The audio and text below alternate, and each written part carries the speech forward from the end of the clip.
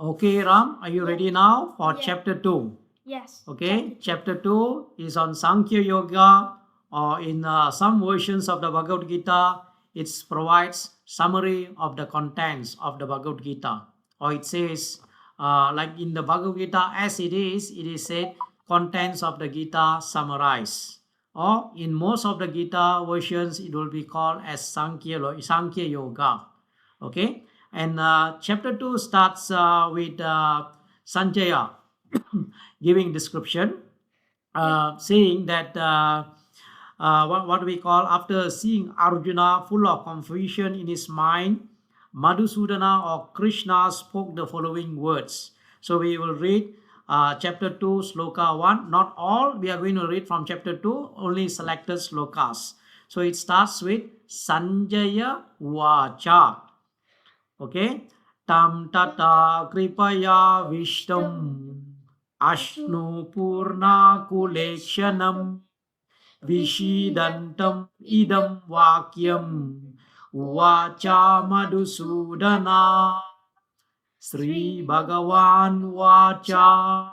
Remember, this is the first time Krishna giving instruction to Arjuna in chapter 2. You do have what Krishna said in chapter 1, but mostly it is in chapter 2 where Krishna starts to deliver his instruction. Sri Bhagavan Vacha Kutashtva Kashmalam Idam Vishame Samupashitam Anarya Dishtam Ashvaryam Akirtikaram Arjuna. Okay, I'm reading it again. Kutashtva Kashmalam Idam Vishame Samupashitam Anaryajushtam Ashvaryam Akirtikaram Arjuna Klaibyam Mashmagapart Klaibyam Mashmama sorry Klaibyam Mashmagama Partha Naitatve Upapadyate Yudram Hridaya Daurbalyam Tyakto Vishta Param Tapa Arjuna Vacha Katam Bhishmam Aham Samkhe Dronam Cha Madhusudana Itsube Pratiyotshwami Pujaha Varisudana. The remaining parts, all description about Arjuna, okay, giving excuses, something like what he has given in chapter 1, and then he surrendered to Lord Krishna. And after he has surrendered to Lord Krishna, Krishna gives his instructions to Bhagavad Gita, of the Bhagavad Gita.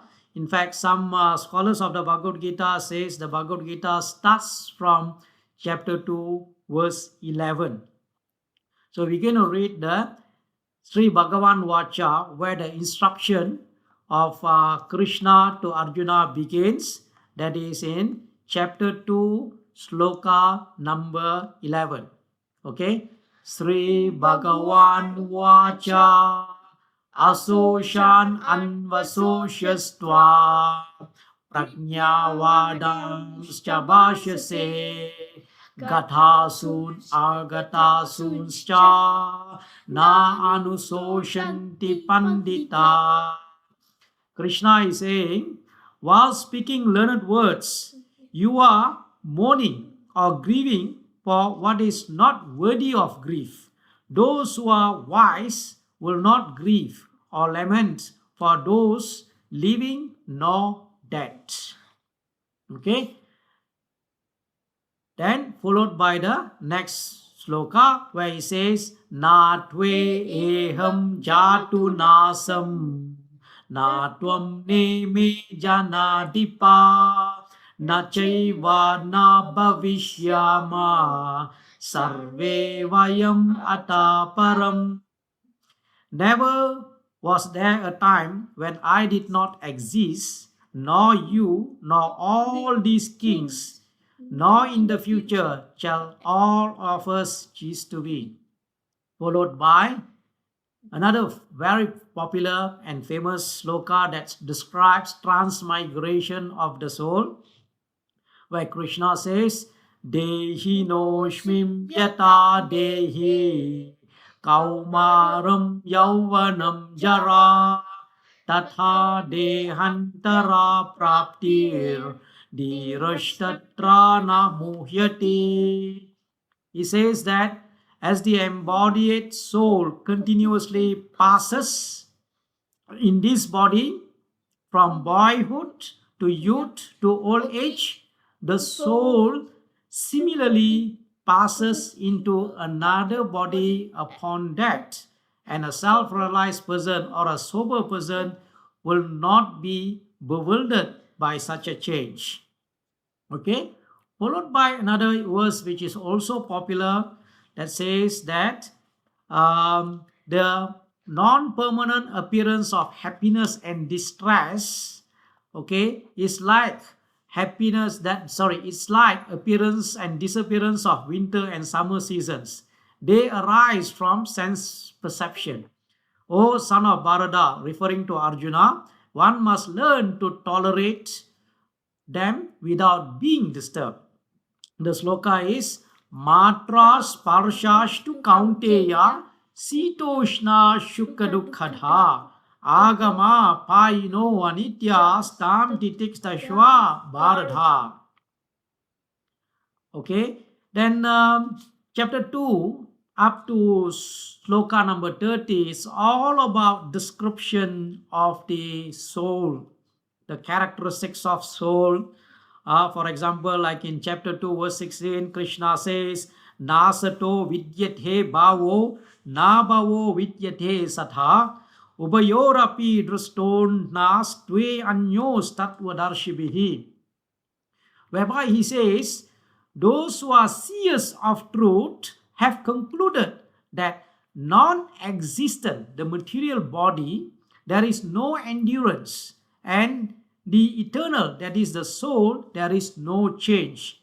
These, the seers or the sages, have concluded by studying the nature of both, okay, the nature of the body and the soul.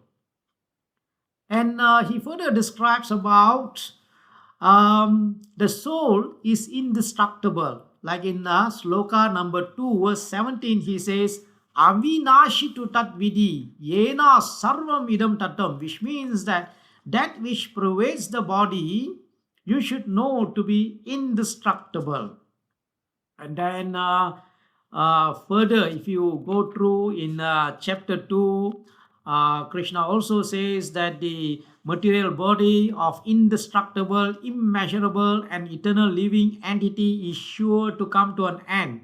Okay, he's encouraging Arjuna to do his duty to fight the war in the Kurukshetra. Antavanta ime deha nitya shokta saririna anasino prameyasya tasmat yutyashva bharhada. Okay, and it continues further, like in chapter 2 in verse 20, talks about the immortality of the soul, whereby he says na jayate mriyate va kadachin nayam buddhva bhavitha vana bhuya ajo nitya shashvato yam purano na hanyate hanyamane sarire. Meaning that for the soul there is neither birth nor death at any time.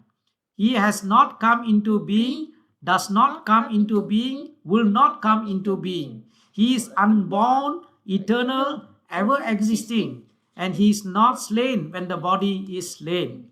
Okay, you will also find similar verse in Katha Upanishad. Katha Upanishad, the reference given is Katha Upanishad 1.2.18. You will also find similar sloka like what you find in the Bhagavad Gita. Okay, and he further says that how can one who knows the soul is indestructible, eternal, unborn, and immutable kill anyone or cause anyone to kill? Okay, and he also says that as a person puts in new garments, giving up old ones, the soul accepts new material body, giving up the old and useless ones. one of the sloka, like in chapter 2, verse 23, he says, the soul cannot be destroyed, cannot be cut by any weapon, nor burned by fire, nor moistened by water, nor withered by the wind. Okay, nainam chindanti sastrani, nainam dahati pavakaha, na chainam kledayanti apo, na soshayati marutaha. Okay, and further he says the individual soul is unbreakable, can be neither burned and can be neither burned or dried. He is everlasting, present everywhere, unchanging.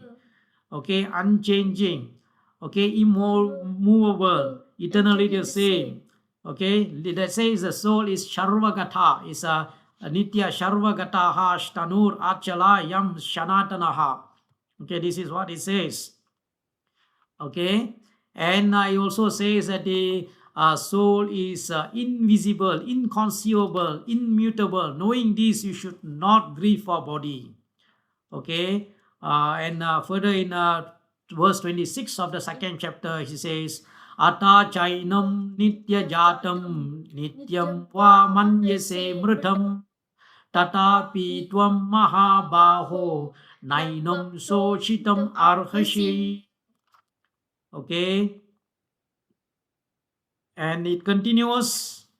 Okay, and continuous up to if you look at the sloka number 29 of the second chapter, it says that some look at the soul as amazing, some describe him as amazing, some hear him as amazing, while others, even after hearing, cannot understand. Okay, he says he's acharya. Acharyavat pashyati kashit enam. Acharyavat vadati tathaiva chanya. Acharyavat chainam anya srunoti. Srutvapi enam veda nachaiva kaschit.